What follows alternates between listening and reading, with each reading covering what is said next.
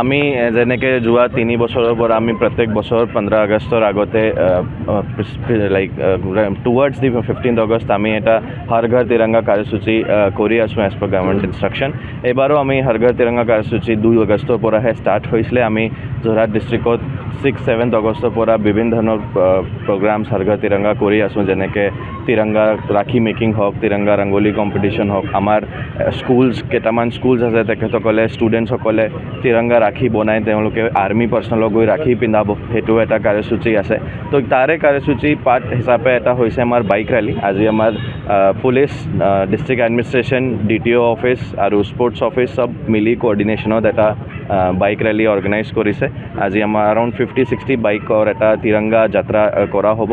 Around 5-6 kilometre এটা root নিৰ্ধাৰিত কৰিছে আৰু তিৰংগা ৰেলী কৰি এটা তিৰংগা প্ৰতি এটা ভাৱ জেনেৰেট কৰা উদ্দেশ্য আৰু পেট্ৰিয়টিজমৰ এটা ভাৱ জেনেৰেট কৰা উদ্দেশ্যেৰে এই বাইক ৰেলী আজি অৰ্গেনাইজ কৰা হৈছে।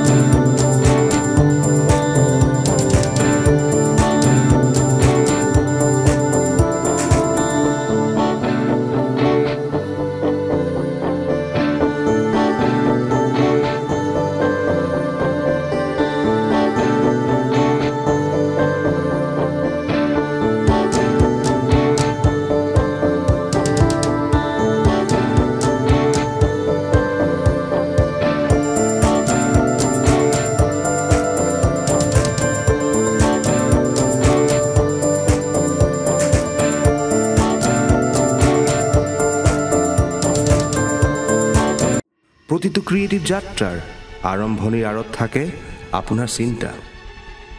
আপোনাৰ চিন্তাক বাস্তৱায়িত কৰিবলৈ আমি NJ প্ৰডাকশ্যন, প্লেনিঙৰ পৰা ষ্টৰী বৰ্ডিঙলৈ প্ৰতিটো সময়ত, প্ৰতিটো ক্ষেত্ৰত আমি আপোনাৰ সহায়ৰ বাবে প্ৰস্তুত।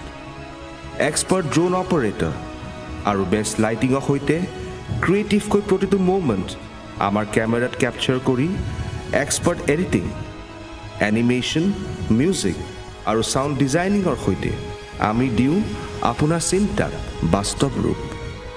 আপোনাৰ এক্সপেক্টেশ্যনছক ৰিয়েলিটিলৈ লৈ যোৱাৰ দায়িত্ব আমাৰ। NJ production, your vision, our creation। আপোনাৰ ক্ৰিয়েটিভ যাত্ৰাৰ আমি হ'ম সহযোগী। NJ প্ৰডাকশ্যনৰ সৈতে আজিয়ে যোগাযোগ কৰক।